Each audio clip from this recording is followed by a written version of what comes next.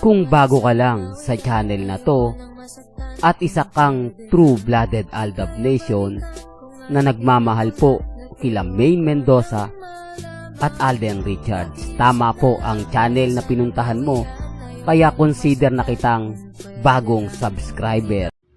Welcome back mga kaaldab. Ito na naman po ang inyong lingkod, si Mr. Destiny, at magbibigay tayo ng pinakamagandang update po ngayon sa social media. Ito yung pinaka-latest na mga nangyayari ngayon at nagaganap kina Alden Richards at kay Maine Polkerson. Ito yung mga kaganapan na talaga naman pong napakasaya. Di po ba? Maraming mga kwento, may kanya-kanyang mga opinyon, may kanya-kanyang reaksyon. Tapos ngayon, ipalalabas na nga po ang pelikula na Alden Richards at ni Julia Barreto. Ay, ano ba yan? Ni Heaven Paraleo. Pero sa Netflix nga po raw ito ipalalabas. Po ba? Kaya nga sabi ko sa inyo, kukuha po tayo ng update na ibibigay ko po sa inyo yan. Po ba? Pero dito na lang po tayo mag-focus kina Mengay at kay Alden. Hindi po ba napakasarap panoorin?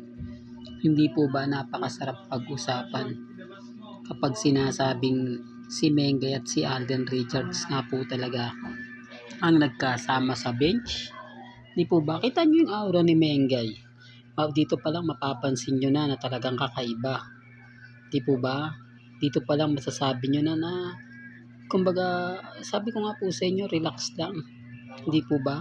Maging kampante lang po kayo.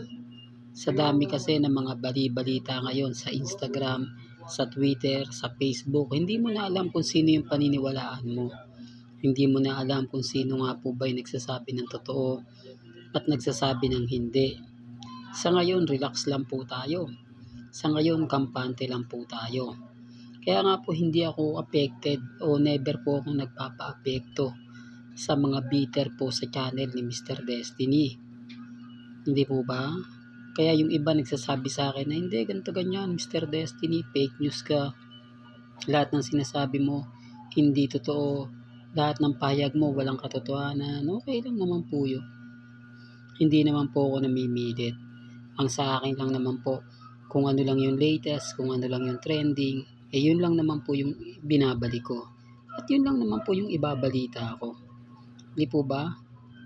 Kaya dun sa mga bitter po sa channel ni Mr. Destiny, sa mga naiinis po, sa mga galit na galit, tabay, talagang magagalit po kayo.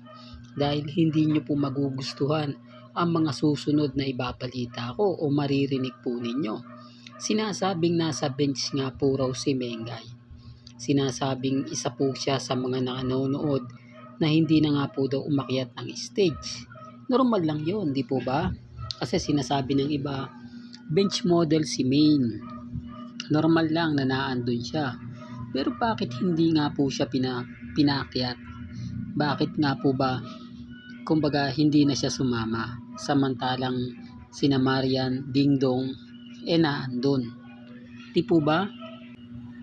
Yan po yung isa sa rason at dahilan kung bakit nga po ba pinaghiwalay nila ang Aldab. Takot po sila na magsama sila Mengay at Tisoy. Kaya nga po yung pelikula, marami na nagre-react na hindi yan matutuloy. Maraming kumukontra, maraming mga aligasyon, maraming komento, pero okay lang po yan. Kasi ang importante lang naman po, mga kaaldab, kung ano lang yung latest, kung ano lang po yung trending, yun lang naman po yung ihahatid ko po sa inyo. Paano ako nagiging fake news sa mata ng mga netizen kung yung mga sinasabi ko naman dito at mga pinag-uusapan, nakikita po ninyo. Real talk. Kaya nga po sa dami ng bitter kay Mr. Destiny, sa dami ng naiinis kay Mr. Destiny, doon nyo lang po malalaman at doon nyo lang po makikita kung ano na nga po ba talaga yung totoong naganap at totoong nangyari. Kaya nga po sa dami ng mga nagre-react, sa dami ng mga bitter po sa channel ni Mr. Destiny, nakikita nyo naman po napapakinggan naman po ninyo, napapanood naman po ninyo. Hindi po ba? Although sinasabi ng iilan na hindi ganito ganyan Mr. Destiny, Lagi kong pinapaliwanag sa inyo mga kaaldab na maging matatag lang po kayo, maging kampante. Huwag po kayong magpapapekto sa mga sasabihin at pahayag po ng iilan.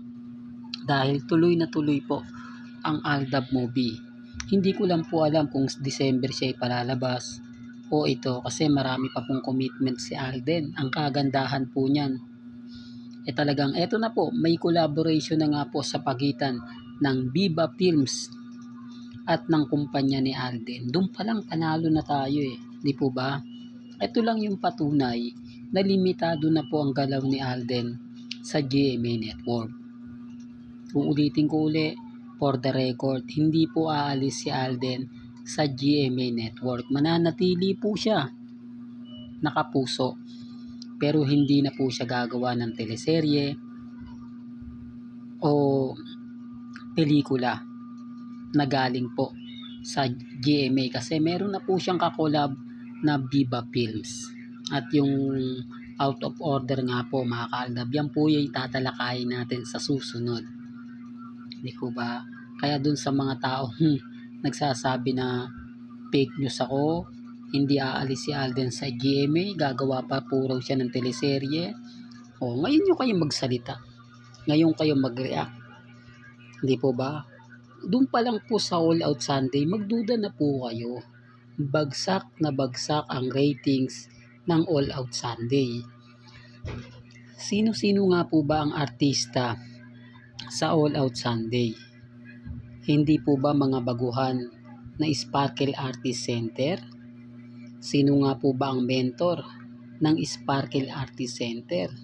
Hindi po ba si Alden Richards? Pero bakit hindi ata napopromote ni Alden Richards ngayon ang Sparkle Artist Center?